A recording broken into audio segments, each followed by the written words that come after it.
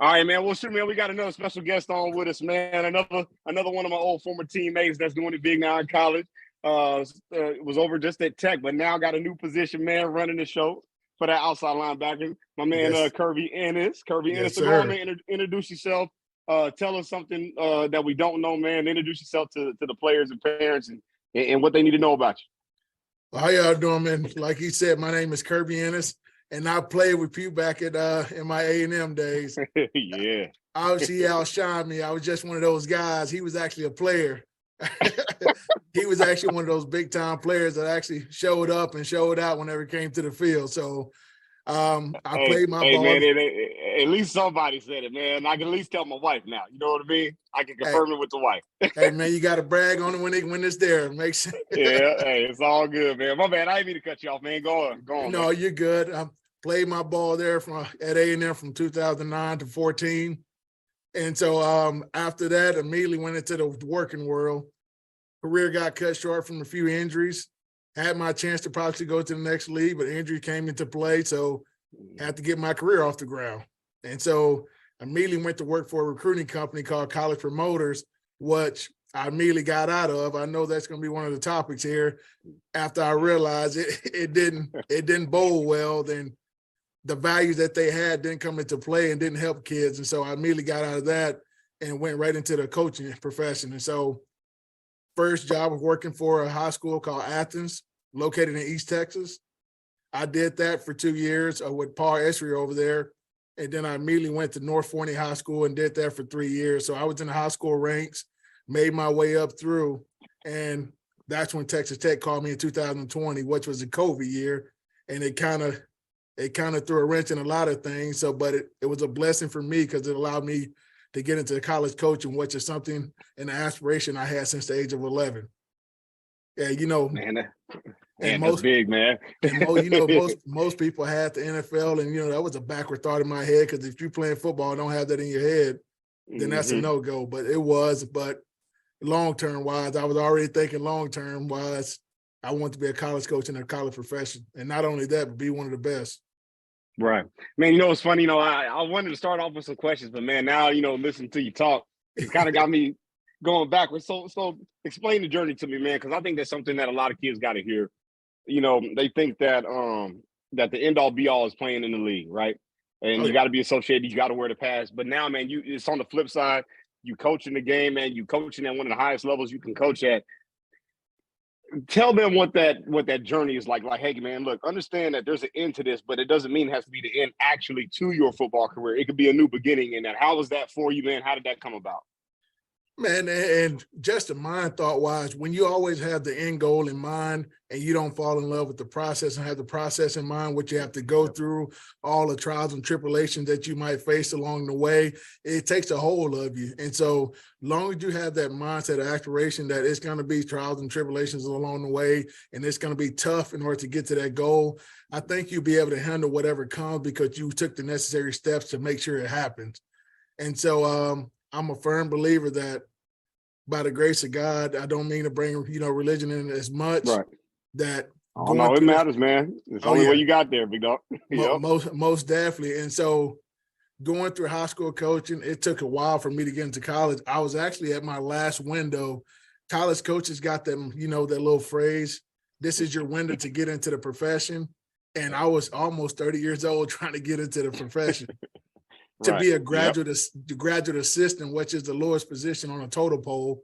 And so I did that for 3 years at Texas Tech. And next thing you know, I was stressing, not falling in love with the process because I started to give up on my dreams, what you don't want to do. And lo and behold, praying and keep grinding, keep working. SFA called me and we made it work. Man, love it, man. Love it, man. So, so you now at SFA, Stephen F. Austin, to be exact for the kids that don't know. What position you coaching now, man? Coach the outside linebackers. That defense, that dark side, baby. I'm still on that dark side. It's a, more of a hobby, defensive end, outside linebacker, being able to pass rush, but also drop into the coverage and make something happen. Man, you know what? Let's get into it, man. So, all right. I'm going to ask you in a different way than I've asked the other coaches. Okay. All right. What are the things that people really need to know about recruiting? All right. So you mentioned that you worked for a recruiting service. You understood that it really ain't about that. But I'm a parent, man. My son has talent. My son is not being looked at. What the heck am I doing wrong as a parent? Do I need to put him in a new high school? Do I need to transfer? What the heck is going on? Why is my son not getting looked at? What would you tell that parent? Man, stay the course. You got a lot of parents seek out most of the things. I know when a lot of this occurs, kids not necessarily being noticed, you want to typically resort to these recruiting services. And that's not necessarily the route to go because, as you mentioned, I actually worked and I got a firsthand knowledge of what it takes inside of those recruiting services to make something go. And there are times when they can give you opportunity to go play at the next level, but it might not be at the level that your talent is evaluated as. So definitely understand that ain't the route to go. But if your kid's not getting recruited, you still have to make sure you just go have those meetings and understand what your kid needs to work on in order to put himself in a position to get recruited. And also ask the question on what do we have in place at that high school in order for the kid to get recruited? Are you sitting there reaching out to college programs? Is your son film is getting out? And make sure your son's social media is the biggest thing. Make sure he's marketing himself as well. Because if there's a lot of things that's not interesting and appealing to college coaches on that on your social media, then there's no chance for you getting recruited. Ooh, that's good, man. That's good. Guys got slime mob and all that type of stuff on their Twitter. That's only good to all your right, friends. let me cut you off. I'm sorry, I don't mean to cut you off. Let me cut you off right there. Can you please just confirm? Can y'all put y'all real name up there, man? It's a whole lot easier to find it. Now, please tell my kids that will be listening to this that I'm not crazy. Like, put your name up there so they can find you. Do y'all want to go through all that work of trying to decipher who Slime Boy 34 is? I'm just go into that, man. Not at all, man. Your handle got to have your first and last name on it. Now, your Twitter name can be, a little something creative to where it shows your personality, but you got to make sure if they were to type your name in that they can find your Twitter link and not some old weird name that you got in place that your friends know you by. So that's a big deal. And you also want to know and put in your profile, your height, size, weight, and, any attributes in terms of your speed and stuff like that if you just want to be evaluated, because there's going to be a lot of coaches that troll your Twitter and they want to see something that pops off. Pop off. But most of the time they'll evaluate you prior to your Twitter. So sometimes they don't come into play, but you just want to know if a college coach were to look at your Twitter, is it marketing you in a positive way? That's good, man. You're the first one that said that, man. That's good, especially in the day and age now. So, you're looking at that, man. So that poses the question: what's the evaluation process for SFA Stephen F. Austin? What's y'all's evaluation process as far as hey, man, we're looking for this kind of kid, we're looking for this kind of character. When we go in, we first start with the film, for example. What is that what is that recruiting process for y'all? Man, first of all, we're big time connection with high school coaches. So we're definitely going to be reaching out to the high school coaches on your behalf. And if all bad with that news, then we're going to stop the recruiting process right away. So you need to make sure. You need to make sure you're taking care of your responsibilities, making sure that you're viewed as a team captain. You might not be a team captain, but they can say this kid could be truly a captain, a leader of this program, leader of his team. Because when times get hard at the college level, that's when that comes to play.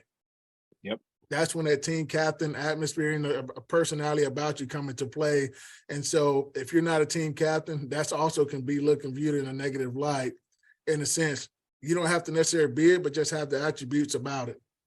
And so we definitely look into that, take that in consideration. And then your production that you do on the film, most definitely going to play a part. And we base that on a lot of different scales because that's why the position, it differs. So with my outside backers or jokers, I'm looking for guys in the 6'1" to 6'4" range, even taller if we can go there, that ranges from 200 to 240 pounds that can make something happen. Quick on their feet, got quick twitch muscles, but also got that dog with them. Right. Got that dog. Yeah. So, yes, sir. That's what they're looking for. So if you and coach can tell you, me, you better have some dog in you because if not, you can't play. I'm not playing. Best believe you ain't playing for Coach Ennis, big dog. I'm telling you right now. And so you definitely better have a lot of that associated with yourself. But as long as you're marketing yourself in the correct way, you're playing ball like you love it, college coaches will find you, will see you. And then at that point, we will start to recruit you and evaluate and all that process, that it goes into it. And I tell you this too, man, you just made me think of another question I get asked a lot. And I know this is something that a lot of the kids, they ask me for help with, is just how do we break down the huddle? So I know, man, y'all are getting thousands upon thousands of entries. What do they need to do in, let's say, that first 10 to 30 seconds? What do they need to show you that will make you be like, okay, let me put a check mark by that? What do you need to see? You definitely want to see a kid making plays, all right? You definitely want to see something that pops off in the film. It can't be you just sitting there setting the edge as a joker and long-arming the guy. You better be hip-tossing the guy, something that shows that you're violent. Because as an outside backer, and I'm just going from my position, the first thing I want to see, can you stop the run? Okay. Outside linebackers are always stereotyped in this non-night of they can drop into coverage, they can run, but they're not necessarily grown, sturdy in the run game. Right, That's even dealing with Von Miller when we played at, A&M. That was one of his knocks, and so he had to go to the All-Star game and try to make something happen to show him he can stop against the run. So, one, if you play in my position, you got to show me you're good against the run and that you got quick twitch muscles. And most people do have them. You just got to activate them. Right. And then the coverage aspect, you got to be able to drop into the curl, flat, and hook and make it look fluent with your hip motion. So. Okay. Cool. So basically you need them to show their top plays immediately. Right now. Something that pops off on the film. And then your regular generic tackles and all that can come into play after. But if your first couple of plays, you just long-arming and doing whatever, we probably ain't going to see play 4, 5, and 6. Yeah, because you got to get on to the next one, right? Most definitely. I understand that, man. So, look, let me ask you this. So when you're talking about the recruiting process, let's talk about the parents, I guess. So as a parent, what is the main thing that I need to know as a parent in the recruiting process? Like, do I need to reach out to the schools? Do I need to take them to camps? Do I need to, make a take myself as a parent? What is my responsibility to the university per se? If we put it in that aspect. And there's multiple ways like you can get at it. That's why I mentioned earlier, make sure you communicate with the high school coaches so you get a feel on how they're going with the recruiting process. And if it's not enough, now you might have to dibble in and start filming and recording yourself, but definitely getting that kid to camps and things of that nature that's going to allow him to get exposed. You have to go in the primary camps and things you got to go to the college camp. I know they got all these Nikes, these that NBC. was the next question, man. Yep. So let's dive into that a little bit because that's another question I get posed, man. So I know one of the questions that the parents wanted me to ask is, hey, do I just need to specifically focus on the college camp? What does that look like, man? What are y'all evaluating when it comes to the camp part? Well, when you actually look at it, we just taking out the middleman. You come to college camp, you're taking out the middleman. So when you go to these Nike combine, Nike camps, you have college coaches looking at those, but there might not be enough in attendance, especially ones that can perform at your level of play in terms of evaluation.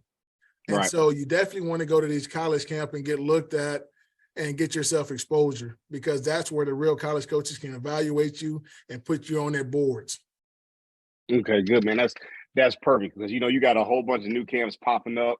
All this, man. I know a lot of them get lost in the sauce. And they're good, as far as the competition and all that. So you get to go against some top targets, but a lot of those top targets already got those offers generated. Now, if you're someone that don't have those and you're on a scale, you probably need to go to these individualized college camps so a college coach can actually evaluate you one-on-one, so forth and so on. That's good, man. That's good. All right, so let's get into this, okay? The off-field aspects. All right, so I know y'all are scamming the Twitters. Y'all are looking at the Instagram, whatever, right? Okay. So you're looking at all that, and you're going out, you're talking to coaches, heck, janitors, whatever, right? In that off-field aspect, what is the first thing that you see that's the red flag, or what is that? Let me ask you like this: what is that main red flag where you go, nah, can't do it. Can't do it. As soon as I see this, we are done recruiting this kid. I don't care how talented he is. What is that? Man, you don't want a kid that got the double lifestyle, the double Okay. lifestyle. Okay. So when you pull up his Twitter, if he's a ball player and there's nothing on there that symbolizes that he's a ball player, he might not necessarily love the game. Now, that's good, man. That's good. I've never heard it that way. Now, it is a difference if you got your family on your bio, this and that, because now you're showing us your personality and what you're all about. You're telling us what your why is. You telling us what your why is. But other than that, if you're posting a picture and you got cash in your hand and you leaning on a car and all that, now you told us what's important to you. That's good, man. That's good. So, that's good. I don't think they've ever heard it put that way before. That's good, man. That's real good. Go ahead though. Yep.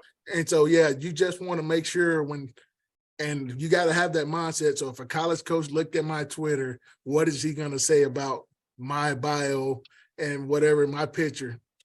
And if it ain't positive based on what you're doing, then you probably shouldn't put it on there, because I guarantee you, if you got any talent, they're looking at it. Ooh. Okay, man. I like that. So look, we got a couple more questions for you, man. No, save some time for you. So look, let's get into this. The transfer portal. Oh yeah. How is it affecting high school recruiting? Because I know there's some kids that are getting overlooked through it. How big of a role does it play now in the current state of recruiting that you guys are in right now? How big is that? And then as far as the NIL portion goes into that, man, all of a sudden kids are starting more interested. All of a sudden they want more brands, all this other type of stuff. So as a coach, man, as part of a Division I program, how are you guys navigating the transfer portal? How are you guys navigating NIL as far as how you recruit kids and what you're looking for, even in those characteristics for the kids? And there's just no way around it. It has affected high school recruiting in a way. So let me just tell you that I'm a college coach and actually letting you know that right now that it does affect it some bit.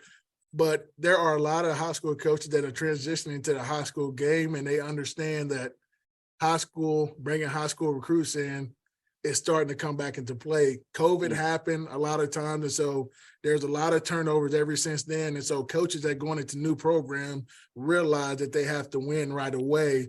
And so their mindset out of urgency is to jump into the transfer portal and get guys that they think can, help them right away. And, the cost of winning is big time now. So that's another reason why coaches jump into the portal. But those true college programs understand that high school recruiting and keeping that high school connection is the best way to go. So you have some teams that do a quarter transfers and they're 75% high school recruits. So they still got them in there, but it does affect high school recruiting, in a bit. Okay. And then what about like the NIL portion, man? How is that? And now let's speak from a coach's perspective, because I think that's a perspective a lot of people miss out on. So you out there, you on the road and you recruiting guys, and the NIL stuff is coming into play. How has that affected you as far as, making sure you're choosing the right kid? Is your mind in the right area? Like what is that for you now from the coach's perspective? That's a crazy topic, because there are those exceptional players. You definitely want guys to get what they're worth, and I've always been that type of guy. I wish they had NIL when I was there. Man, what? NIL. Sorry, when I was there, it didn't. But the nature is that it's affecting the game big time, because guys are trying to weigh out their options to see what they can get, and it's hurting. Like I said, other kids that actually played the game and loved the game and might not be worthy of that type of money. And it's just causing a big ruckus through college athletics as a whole. So I definitely think that it's beneficial for some kids, especially with the home style, lifestyle that they might be coming from, just having something that they can protect themselves and their family members. But it's playing a big part in college athletics, and some bad, some good. Okay, man. So let me finish it out, man, with these last 2 questions, man. So there's something I've been noticing. You know what I mean? So, I run my own football program. You already know that. We created the national team to help kids, man, play against the best guys, get more film, all that good stuff. No doubt. You know how that goes. Now, from a coach's perspective, this is a good coach's perspective question. When you have kids that receive offers, okay, and then they're waiting on the additional bigger offer in their mind, and let's say they don't get that, all of a sudden you guys fill up your roster spot or your scholarship spots. Man, what would you say to those kids that get those offers from the SFA, but all of a sudden they're dead set on Texas, for example, Texas A&M, for example? What would you tell those kids just coming from a place of, hey, man, don't make this mistake? What would you tell them? You better make sure you know where you're at on those college programs board. All right, because it's good to get letters from Texas, but holding offers from SFA, but those letters might just be letters.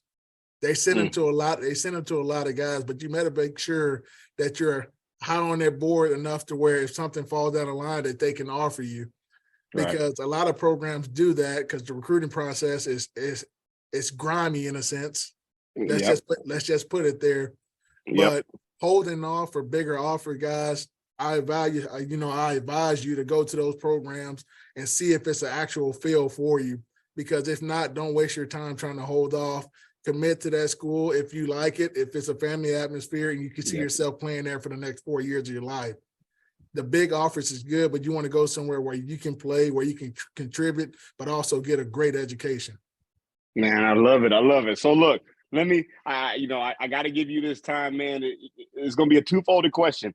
Why SFA? Why did you choose SFA? Was it good for your family? I know it's a better career move for you. What was special about it? And the last part of that question would be, if you could give any advice to any high school kid moving forward, saying, man, I know that you guys may be struggling with the recruiting process. I know some of y'all may be thriving. This is my advice for you. What would you give? So that's a two-party question, man. So, why SFA for you, man? SFA, man, it's a premier university, a good accredited university that plays big-time football. It's Division I football, and you get to play against some great competition. And not only that, but the education that you get from here is going to end up lasting you for a lifetime. I know a lot of people say that, but there's a lot of people that's within this SFA network that can assist you and help you post-graduation. And so you want to go and choose a school that's going to put you in a position to allow you to be successful even after athletics is taken away from you. And SFA is that group just with the network and the people that's behind it that can assist you. All right. And then you're going to get to play big time football. If y'all haven't noticed, we won the conference last year. And guess what we finna do? I like it, man. And that's the dog mentality coming out of me. All right. Yep. We're going to bring guys in here to try to win something. We're going to try to make this thing happen. And we're going to try to obviously build a powerhouse here. Right. And so we want guys that have that same mindset because we're recruiting at a different level and we're going to try to get the best here. And we will. Right. Love it, man. Love it. And what would you say to those kids, man, that are holding on for hope, man? They're starting to lose hope. It's like, man, I'm doing everything. I'm going to all these camps. I'm performing well. My stats are there. What is the problem? What would you say to those kids, man, for your last word? I just say stick with it. If you're doing everything to the best of your ability and you're playing, you're putting everything on the line, it will come to pass. It will happen. It will benefit you. That's what I said earlier in this interview. Fall in love with the process. Understand that it's going to be some hardships along the way, and it might not, and your light might look dim for a second. All right, but stick with it, keep grinding it, and find other ways to get yourself marketed by these programs. By these college universities. Man, I love it, man. I love it. I think you gave a lot of gems right there. I hope when they listen, man, they pay attention, they take notes, they understand the marketing aspect to it, man. Trying to get the name out there. But man, I appreciate you, man. I appreciate you taking the time. We're just doing this just to help people, man. Help kids, help parents, just help them understand how this thing works. You know what I mean? And and parents don't get discouraged. Now, just make sure you communicate with the high school coaches, understand what they're doing within the recruiting process and how they're going to get your son exposed. All right. And if it's not the answer you might want to take alternative methods as far as getting into it yourself, filming and getting your son noticed, but attend these college camps because that's going to be the difference between your son getting evaluated or not, just because the high school might not be doing necessarily as much. And I was a former high school coach, as I mentioned, and I've been in programs to where there was not enough done in order to get kids recruited. And that's not a knock against high schools because there's a lot of high schools that's doing above and beyond to get kids noticed. So just make sure that we evaluating and asking those questions. All All right, man. Well, look, that's good, man. I appreciate you. I appreciate you taking the time out. I know you got film to break down, man, and all that good stuff, and you got to get back to your family, man. So I Family appreciate you, recruiting. man. And so, before we forget, where can they find you on Twitter, man? If they want to follow you, all that good stuff, where can they find you? You just type in Kirby Ennis and you'll see a big, sexy looking guy with all this purple on. Big old dark side. See, now y'all see the personality, man. Don't let it come out now. But look, man, I appreciate you, man. Thank you for this. Man, it's really good to be able to have the connections, man. And I hope y'all understand that football is just more than a game. It brings connections like this, man. No to be able to have old teammates in different areas, different spaces, to be able to help each other out. So, man, appreciate it. And we'll catch up with you soon. No doubt, man. Appreciate it. Thank you for the opportunity, man. And best of luck to you guys as y'all go through the recruiting process. Just stay the course.